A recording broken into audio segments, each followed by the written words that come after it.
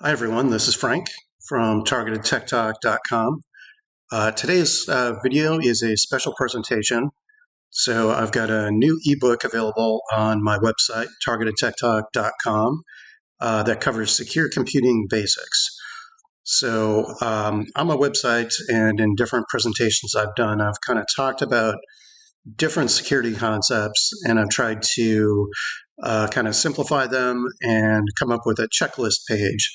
So this new ebook is really kind of the companion to the checklist page. It presents sort of a walkthrough of secure computing basics, regardless of if you're being hacked or not, kind of the basic cybersecurity concepts that I think it's important for everyone to know. So that's going to be today's presentation. So we'll be basically going through the highlights of the ebook here presented in this video, and the full ebook is available for free as a PDF on the website targetedtechtalk.com as well. So you can download that anytime you'd like to. So that'll be the focus of today's presentation. So I thought this was a very good quote to kind of get us started in discussing cybersecurity. So security is a process, not a product. So this is a really good mindset to kind of get into as you're learning more about cybersecurity. That really there's not sort of a one thing you can buy one time and security goes away kind of thing. People kind of new to security might kind of think that's the case, and oftentimes there's marketing out there around products that says this is all you need. But really the right mindset, I think, is to kind of view security as a more complicated thing, that it's a process, not an individual product. So we're definitely going to be talking about products. There's software and other things that go into security. But a good approach is to kind of think of it as a process, that there's more components than just taking a single thing and adding it to cart, and that fixes security. There's behavior, there's processes, there's the there's the devices, there's the software that runs on the devices.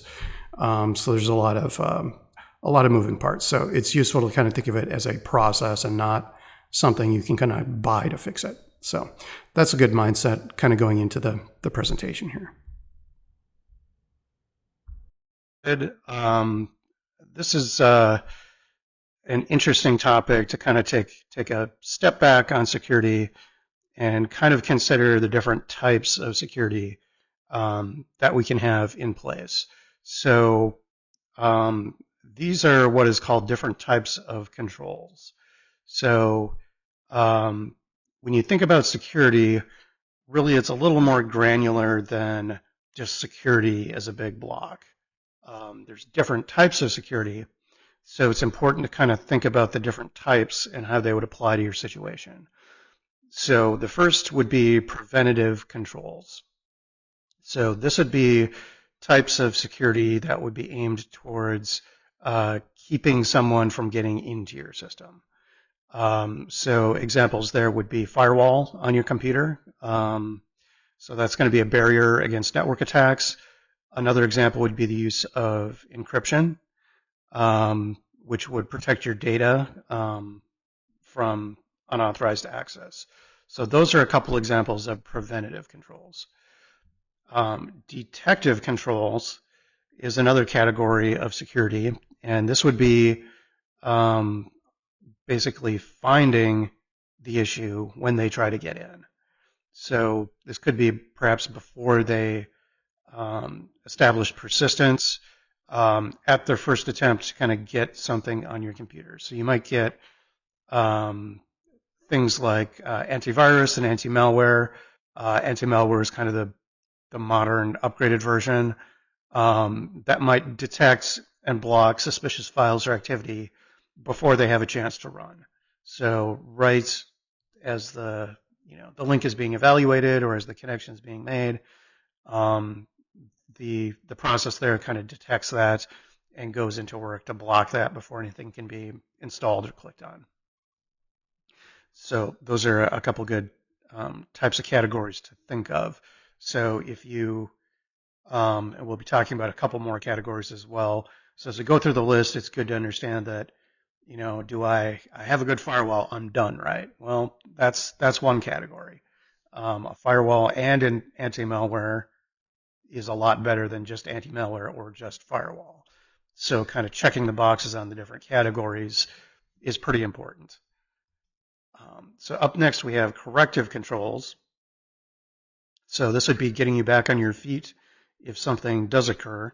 So, and this can be, not just specifically security related. It can be anything related to, what they might call disaster recovery.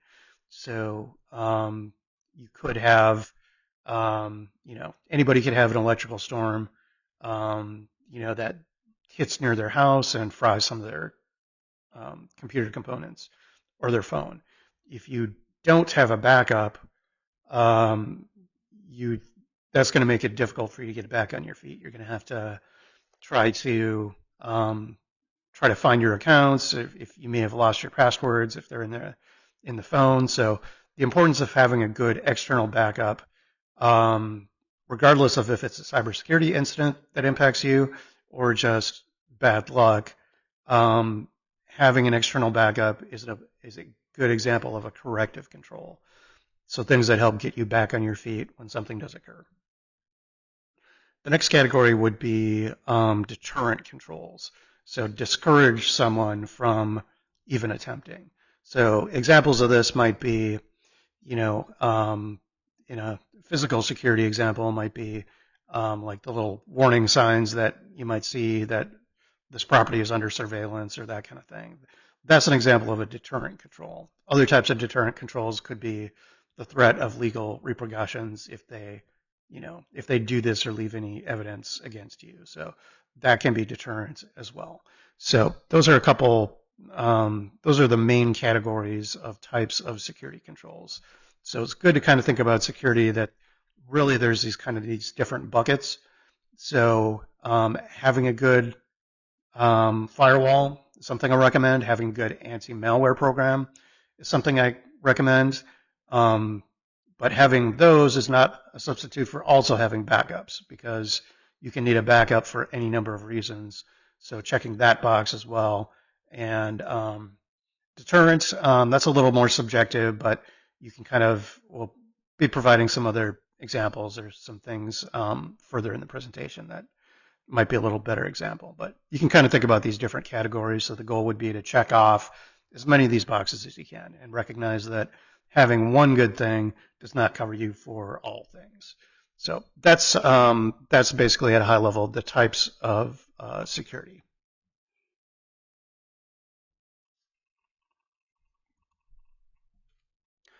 Okay, so the next major category to kind of talk about here would be, we mentioned it briefly before, firewall and anti-malware.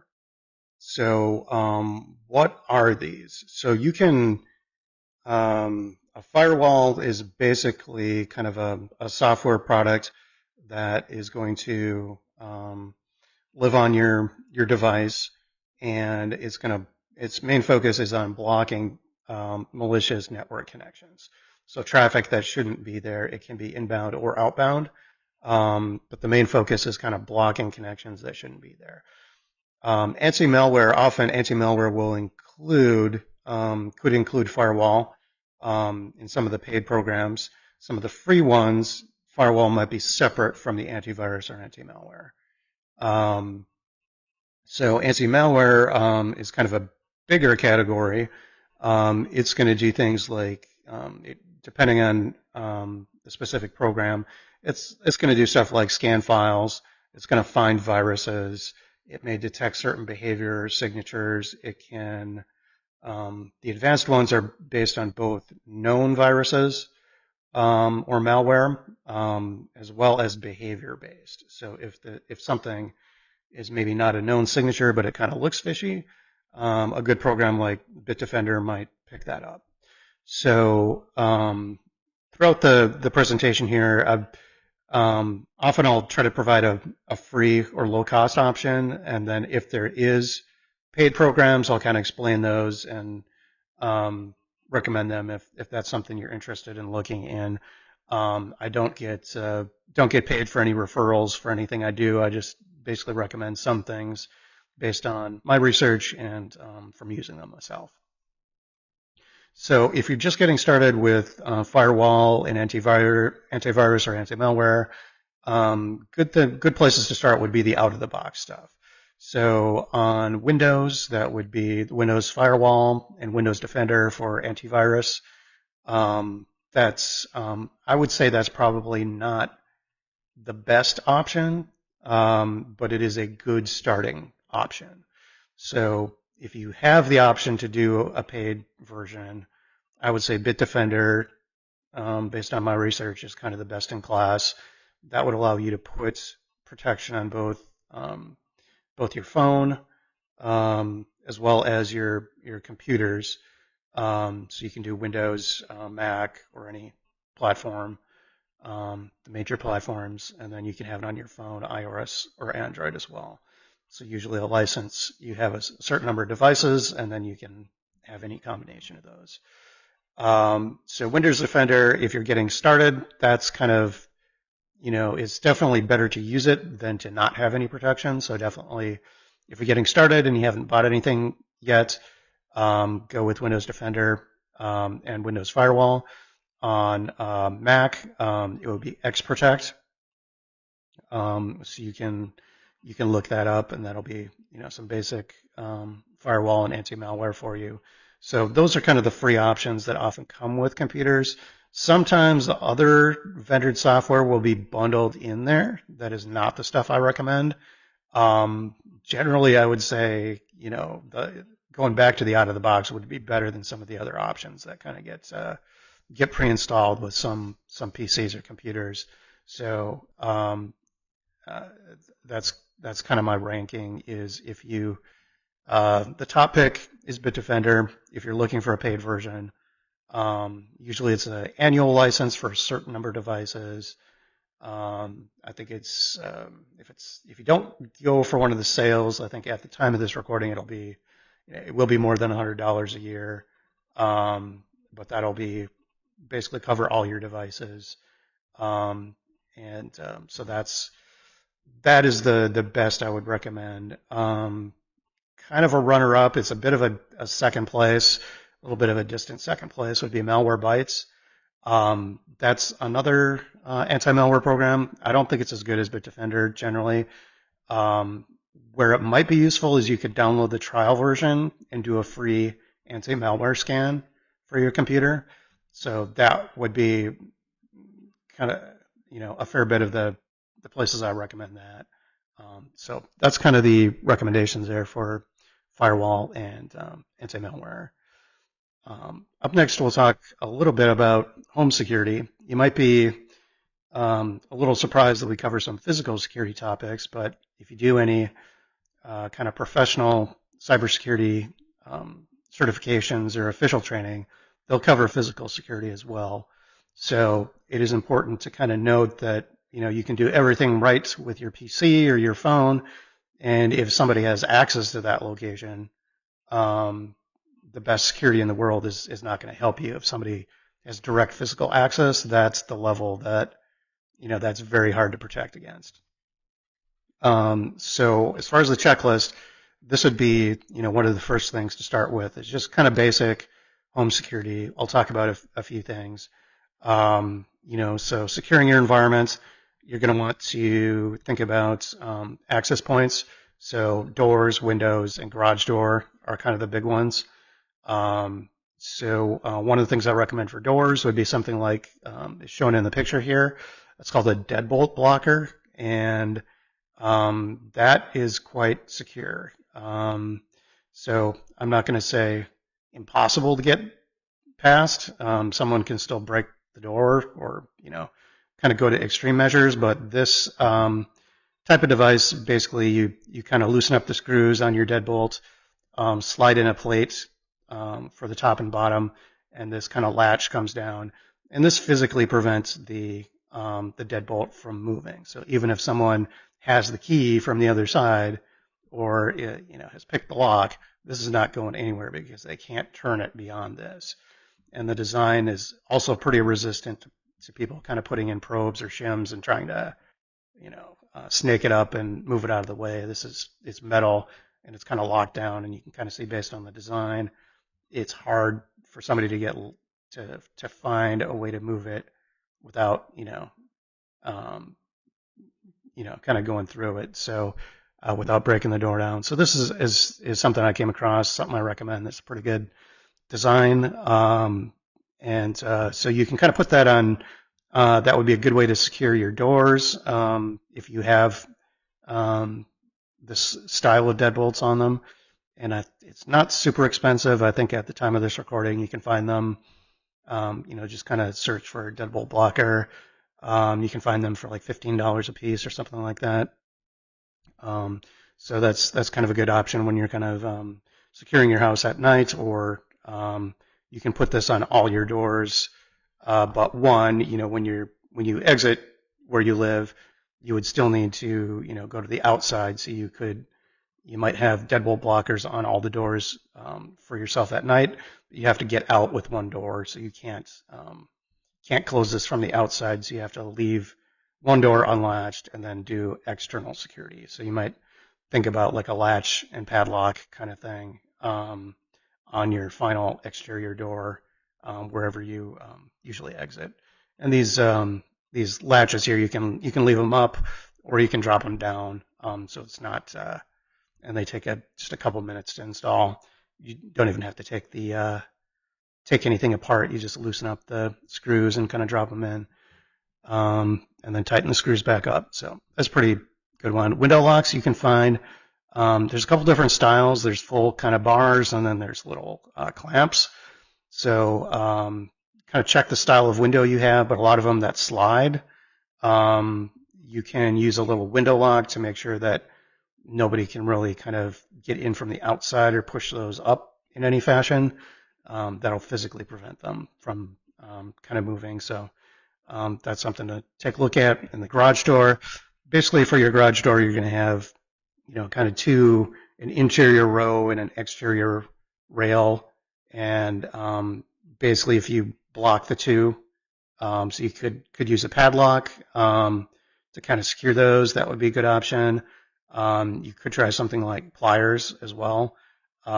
People do try to get that top latch on your garage door. That is a point where people can kind of try to get something in and kind of snake it. So if you physically secure the rails like a padlock or something like that, or a combination lock, that would be very difficult for somebody from the outside to get in. So that would be a good way to secure it when you're at home and you want to secure that. So those would be a few items to think about. You really would not have to spend a whole lot of money to put something in place here.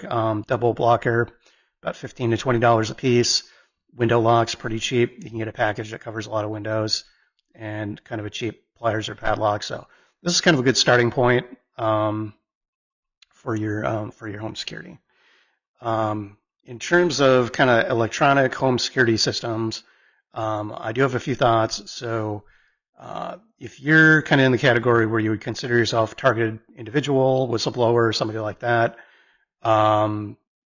generally I would not recommend monthly paid services. People have reported that those are not going to be helpful for folks in this situation. I would recommend not purchasing any expensive systems, whether through a company or through yourself.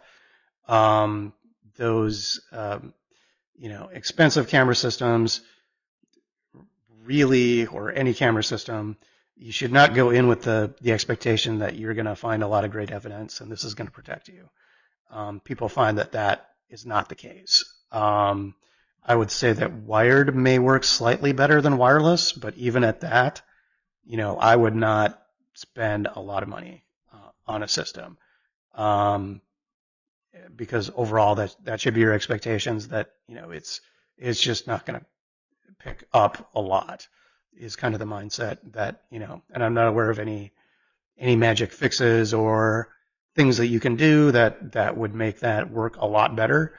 I would recommend, perhaps thinking about a modestly priced system can have a deterrent effect, meaning that they may be less brazen, or some of the things may be less just by having the fact that you have some camera system in place.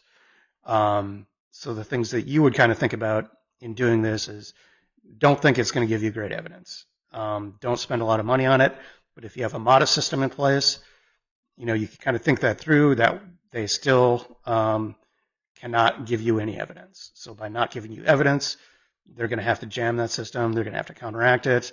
They're going to have to do whatever they're going to do. So that's going to consume their time and resources. That's going to be something they have to do all the time, because they can never leave you any good video evidence. So whatever they need to do that, you're making them do that. You're taking some of their time. You're slowing them down. They may be that may restrict some of their activity to some extent. So they may be less brazen. They're not going to give you evidence. So having a system in place could have a moderate deterrent effect. So kind of going back to those controls, a deterrent, it can prevent things a bit, but don't go into this with the expectation that you're going to get a lot of great evidence, or kind of spend a whole lot of time reviewing this. That's my experience, based on personal experience and based on accounts of a lot of others. So, and a dash cam for the car, that could be a again, kind of by a modest version, that can help protect you from just kind of regular accidents and kind of finger pointing. So that a modest dash cam for your car. I would not go crazy and buy something really, really expensive with the expectation you're going to get a lot of great evidence for protection, but a modest system in place, again, can have a little bit of a deterrent effect, and can give you and can be useful in normal situations as well. So the next topic is a good one: device hardening. So this, sounds kind of, complicated, but really, I would boil it down to 2 points here. If you need it, keep it updated. If you don't need it, uninstall it or turn it off. And really, that's as simple as we can make it. So this applies to everything. So I would say, including keeping your operating system up to date. So your operating system for your computer and your phone is something you want to keep. So keep it updated. If you don't need it, uninstall it or turn it off. If you don't need Bluetooth, turn it off. Then you're not exposed to any of the range of Bluetooth-related attacks. And I had a previous series, the ESP32 Marauder. I demonstrated some of the kind of reviewed some of the capabilities there. There's a lot of even known off-the-shelf tools like that. So just kind of approach things with the mindset: if you don't need it, turn it off or uninstall it. That includes your applications. So old applications on your PC that you're not updating, or your phone, those can be things that can be exploited by an attacker. So if you don't need it, uninstall it. And if you do need it for something, it's usually quick enough to download it again. And turn things off if you don't need them. So Bluetooth and Wi-Fi, if you don't need them, turn them off and go hardwired, things like that. Whatever you can turn off or uninstall is going to protect you.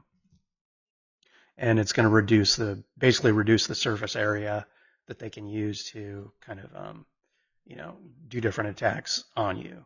So that's what device hardening is. If you need it, keep it updated. If you don't need it, uninstall it or turn it off.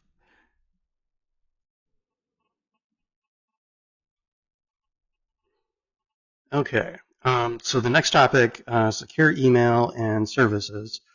So this is kind of the checklist I would recommend folks kind of keep in mind when they're looking at, what kind of email or what kind of website or what kind of service you want to sign up for or use.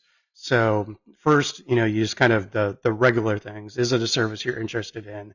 Is it something you need? Then the next would be, what kind of encryption are they using? So I have an article on my website, and the ebook has all the links to all these different articles and subtopics. So if you want a good reference of everything kind of cross-linked and that kind of thing, you can download a copy of the ebook. So there's weak encryption, meaning it can be broken easily, and then there's strong modern encryption. So the website or service you're going to want to consume, a lot of times they will list out the types of encryption that they're using, or you can kind of do a web search to find that out. Company behavior, so kind of, is this a company that sells their user information to others? Things like that. Company location and ownership, this can be especially important if you're kind of in that targeted individual category. If you kind of think back to the documents and the information that was disclosed in the Snowden information, you had a lot of U.S. companies participating in sharing user information to intelligence agencies, right? As an example, ownership and location. You would want to do that for both company ownership as well as where the company and their data centers are located. So, for example, I think there was one, there was something that was a secure phone was being marketed. The person who owned that was basically the head of the Blackwater military contractors, right? Kind of selling you a secure phone. For a lot of people, that would not fit the profile of who you would trust or want to give your information to. So that's part of ownership. So location and ownership. So there is some advantages to different regions. So Switzerland is a good one. So reputable companies based there. So here's a couple good recommendations. Proton for email, storage, VPN, password management. So something based in Switzerland is going to be outside the reach of Western intelligence and military organizations for direct influence. So they're going to be sort of a Western company that is, Western region or country that is out of the, out of the reach of direct influence. They got strong privacy laws, and so that's forms the basis of a couple options here. So Proton, mail, storage, VPN, password manager, generally a good option. There's going to be free options, and then there's going to be paid options that give you more.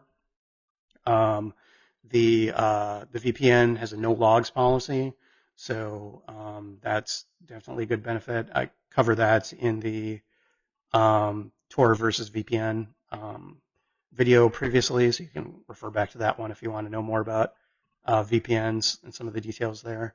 Wire is a secure messaging app based in Switzerland. It's also free, so that is a good one. So if the software company and the kind of jurisdiction there is based in Switzerland and it's a decent product, that's a good secure messaging option in my book.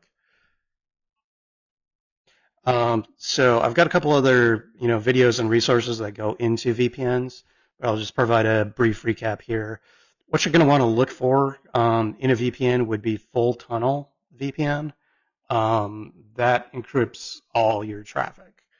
Some of the benefits of the VPN, especially, really, you should note that you can have a VPN on your phone as well as your computer, so it can protect you in both locations. It's not magic, so if you, your behavior is still important, the links you click on and things like that, but it is an important kind of starting point. Some of the benefits of the VPN, there can be some security benefits. There's going to be malware and tracker blocking, so especially like taking Proton VPN as an example on your mobile device. Even if you're not connected to a Wi-Fi, if you're just using your data, your cellular data environment, that VPN itself is going to provide some scanning for malware and tracking based on the links that you're visiting. So it's kind of a different an additional layer of protection. So that's something that's valuable, as well as the ability to hide your traffic from your internet service provider. So if you followed the PRISM disclosures and the Snowden information, internet service providers were including phone and computer ISPs were basically providing user data to the government again. So if you use a VPN, what's going to happen is your ISP will know that you were using data, but it is just going to see traffic to your VPN provider. It's not going to see any of the details. So they can't volunteer, especially if you're using the full tunnel VPN. If you're not using full tunnel VPN, you have to try to do additional stuff like set up secure DNS and other stuff that might not be on by default that technically you can kind of get close, but I would look for a full tunnel VPN, just make your life simpler. And then keep in mind by using it, even if you're not doing anything wrong, you're just regular browsing the internet, using a VPN will make sure that none of that traffic, as long as your VPN is on, your internet service provider just sees the connection to the VPN network. They don't see any websites. So even if it's innocuous stuff, you're not doing stuff on the dark web, or you're just using your computer, being a regular person. If you use a VPN, it will protect your privacy by ensuring that your internet service provider does not have the details of your site. They can't sell that information. They can't give that to somebody else. They're just going to see that you have a connection to your VPN network.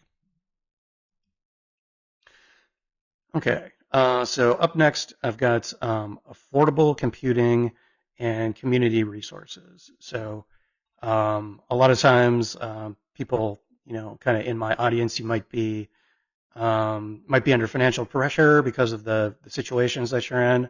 So it's good to understand, kind of point out some of the resources there where you can kind of get connected with devices in a cheaper manner. And just for anyone, making better use of your money, there's some good community resources that I would like to highlight as well as far as computing stuff. So for kind of value devices, you can kind of think about, and again, I have a full article on this if you want additional detail, so links in the ebook and the website. If you're looking for like a refurbished device, you can get those off of Newegg and Best Buy is a couple resources. Probably Newegg would be a little bit better. Those would be a couple websites to start with. I mean, it's in a lot of cases, it's kind of like open box kind of thing where somebody may not have even used the device. They just kind of open the box and return it, or there was something with shipping or something, and now it has to be marketed as refurbished. Those you can kind of get a good deal on. Sometimes it is actually used and they remanufacture it and then put it back for sale. Again, those can be significantly cheaper than a full retail price. Something also to consider, depending on what you're looking for or your price range, you can find kind of refurbished or used laptops and desktops at thrift stores. So sometimes as low as $150 or so, you can pick up. Usually it's a few years old, right? So you're not going to be top of the line computers, but if you're in the market for a value computer, those can be even quite a bit cheaper than a refurbished computer. So for phones and computers as well. So I think you can sometimes pick up a laptop or a used desktop for $150. Somewhere in that range. You can go a little more if you want something a little fancier, but that would be something to put on your radar as well. So it's not just kind of clothing and stuff like that. A lot of them, especially in the metro areas, will have computers. So something to consider if you need that. And then community resources. Don't forget about your library. So in a lot of places, you can get a free library card or pay a small fee as long as you're a resident there and get a card. And then you can do the regular books and materials checkout, the in-person stuff, as well as computer labs. So computer labs can be useful if you're you need access to a computer. Even if you don't own one, you could go to a computer lab and use them. Or if you're experiencing hacking on your own devices, you could go to a computer lab if you wanted kind of some chance at a clean computer to work with. Um, Libraries are also going to have a lot of electronic resources, so ebooks, audiobooks, online resources. Sometimes you'll have training courses like LinkedIn Learning could be included for free with your library card. There could be other training sites. Sometimes they'll offer classes that you might be interested in, or that might help you, with different things, locating a job or skills or parenting or different things. So library is going to have a lot of resources for free, or just sometimes a library card is a registration fee or something like that. But a lot of times it'll be free or extremely low cost. You can get access to a lot. Kind of depends on your environment or your community, how much you get. The larger metros, you're probably going to find a lot. Even suburbs, you might find a lot. If you're way out in the country in a small library, you might not get as much, but you might have access to some things and some resources. Online research databases as well could be useful, and to a lesser extent, you might find similar things at a community center. So you might have classes or some resources there that you could check out as well. So those would be basically resources that are kind of directly or indirectly related to computing, that could help you kind of help anyone. So the library resources are useful for anyone. So it's kind of good to make better use of your money and take advantage of some of those free ebooks and audiobooks and online training. Why not? So something to think about.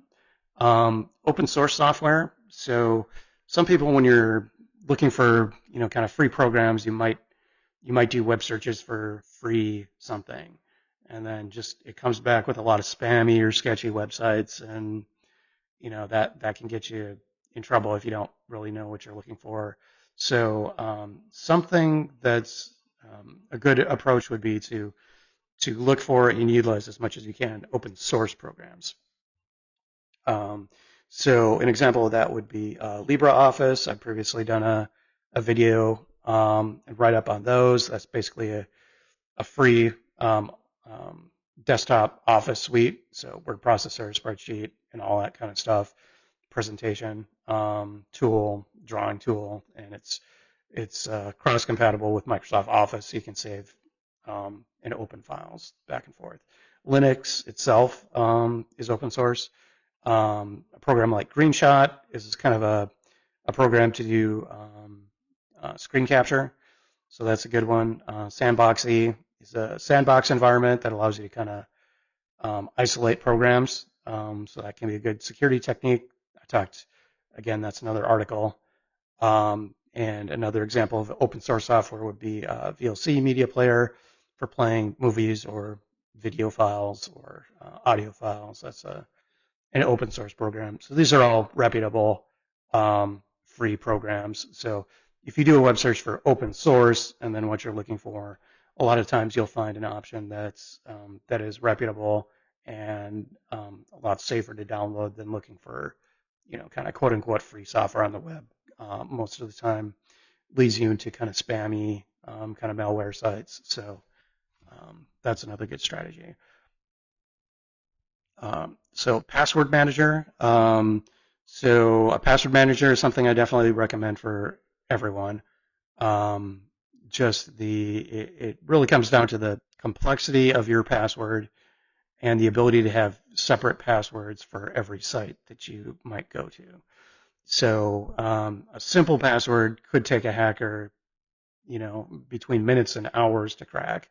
If your password is like simple and less than 8 characters, that can be done in a couple hours usually with a single computer that can get into an account.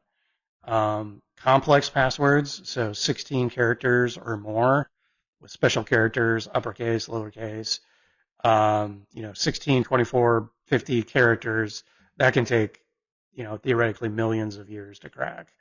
So a password manager allows you to generate these kind of when you create an entry, you can build the password and then save it all in one location, and then kind of use them or copy and paste them into the websites that you want to use them for. So this also helps you keep your passwords unique, because websites sometimes get the website themselves gets hacked. So not your computer getting hacked, but whatever.com getting hacked, and sometimes passwords are exposed. So even if you have a complex password, if you use that password over and over and over, if that one website gets compromised and the attackers get the list of passwords and you use that password on all your stuff, they can very easily guess that you use this website, popular websites. They'll just go to the popular websites and they'll find people with the same password, or that password will be in the list of passwords they try the next time. So that's why it's important to have a unique password for every kind of website or every time you use a password. There's a couple options. They basically kind of break down into online or offline password managers. If you're looking for a decent online password manager, Proton Pass might be something to start with. I don't think it's the best. I might be digging into some other password manager options. A good offline password manager would be KeePass, and that's another example of a open source software program. So that allows you to manage your passwords, and there's also mobile versions of KeePass or KeePass compatible mobile apps where you could kind of download your password vault to your phone kind of one time and then work with it there. So KeePass, if you're looking for a local password manager, is definitely very strong. Proton is probably a good starting option. I might do some more research to see if there's better stuff out there, but the passwords fall under the stuff I was talking about with Proton, and it's a decent usable manager. It's got a couple nice features to generate temporary emails and manage your passwords and things. So any password manager is going to be better than no password manager because of the complexity stuff we were talking about. But it's good to have a reputable one, either open source or someplace that you can trust. External backups, we talked about that a little bit before as well in the types of security. So external backups can be either offline or online. Online meaning you back it up to a website. Offline meaning you plug in a drive or something like that and back your files up that way. You can just kind of copy the files, or you can spend some time doing encryption on those files for both online and offline. A lot of the online services will have some built-in encryption, so that's something to think about. So an external backup, if you're kind of in the targeted individual, whistleblower kind of category, you can do both. You can have an online backup as well as an offline backup. Often, especially if you're experiencing hacking, the offline backup can save you. It's very difficult to compromise an offline backup if they don't have physical access, right? And that can protect you from a range of things, including just regular natural disasters, electricity, flood, fire. If you have a backup in a fireproof vault, or you trade backups with a friend or something like that, that's can protect you. Having two copies, even in the same location, lightning, might not, could take out your computer if you're using it, but if you have a offline backup in a little safe or in a different room, that could be safe as well. So some things to think about there. Intentional damage. So if you experience things like like people kind of getting in your face or property damage or that kind of thing, your devices can be intentionally damaged. Somebody can steal your phone or damage your phone or your computer. So having a backup, is a good strategy. Hardware failure, nothing lasts forever, right? So eventually, major components in your computer or your phone are going to fail, and you're going to face a decision: do you try to, do you pay to try to recover it, or things like that? If you have a backup of all your important files, then it becomes an easier decision, and you might be a lot easier to roll forward into a new device if you have a backup of important files. And then hacking, ransomware.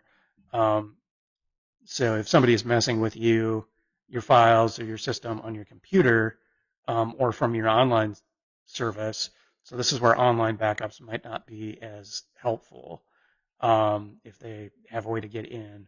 Um, Having an offline backup allows you to recover from hacking or ransomware. Ransomware is the type of attack where they, get something on your computer and then encrypts your whole hard drive, and then, you are supposed to pay them a Bitcoin or something to unlock it, that kind of thing. So that's what ransomware is. So if you have a backup, you can just say, no thanks, I'll just go to my backup and, recover my PC. You wouldn't be in a situation of having to, having to deal with that. So having a backup, definitely something recommended. Hardwired connections, this is not always an option for people, I would mention that, but if you have the option, a lot of times hardwired over wireless is going to be more secure. It kind of ties in with that hardening discussion as well. So everything from headphones to your network and everything. So if you have the option to kind of turn off Wi-Fi, there's options. You can run cables called Ethernet, and there's connectors for your phones and tablets, so you can still have access to everything. And just if you need to use the network, you can plug it in with the adapter instead of connecting wirelessly. If you're heavily targeted or attacked, that could be an option for you. And headphones, you can get hardwired headphones, and in addition to, you don't have to go with the default kind of wireless. You can get hardwired headphones.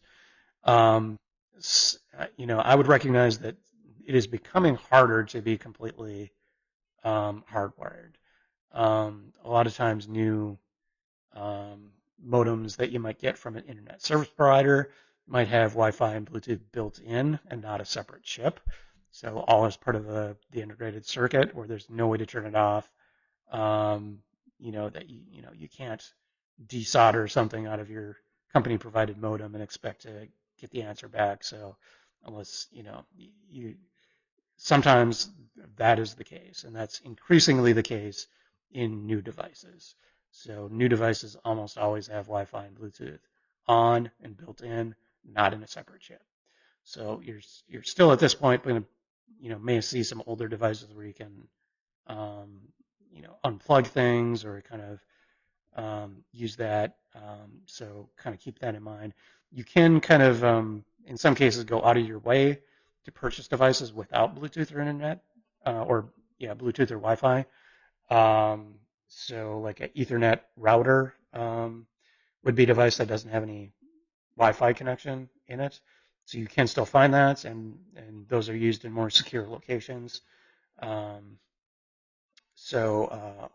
Otherwise, if you have it and can turn it off, that's a good option as well. Even if you have it, either disconnected or use the device with the Wi-Fi or Bluetooth turned off, would be kind of the backup option. Other things you can do would be what we call isolation or segmentation.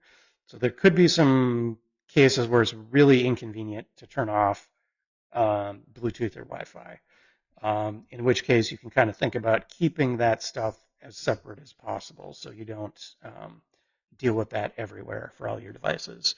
So an example of this might be some folks use Bluetooth bone conducting headphones with the stuff like the Dave Case audio or other audio therapy you may be doing, and that's some of those may not offer a hardwired option. So if you kind of put that on its own with a cheap MP3 player and you don't use your main phone or computer and you just have a little standalone MP3 player you don't connect, then that would be a way to still use it but limit the risk of using it. So that's something to think about as well. In-store purchases, again, there's some articles on my website. If you have the option to do so, if you're pretty heavily targeted with your devices, it could pay to do in-store purchases versus kind of risk making an online purchase. If you make an in-store purchase, buy a phone or buy a computer in-store, walk up to the counter, point at something at the, in the display case, and they really have minimal chance to kind of tamper with that. So that could be a consideration. Sometimes you just don't have the option to do that, or it's prohibitively, inconvenient to do that if you're not near a major metro, if you don't have access. In which case, I would, you can still do online. I would just kind of avoid some of the big box online stores. So maybe go with a smaller retailer. You might have better luck. And that is our presentation. So this really kind of goes through the basics. This is not everything you need to know ever for security, but this is a lot of the basics that everyone needs to know for cybersecurity. And that is our presentation for today. So thanks for watching. And again, everything covered here is available with the free ebook PDF, targetedtech.com. So that's available for your use and reference going forward. Okay, thanks everyone.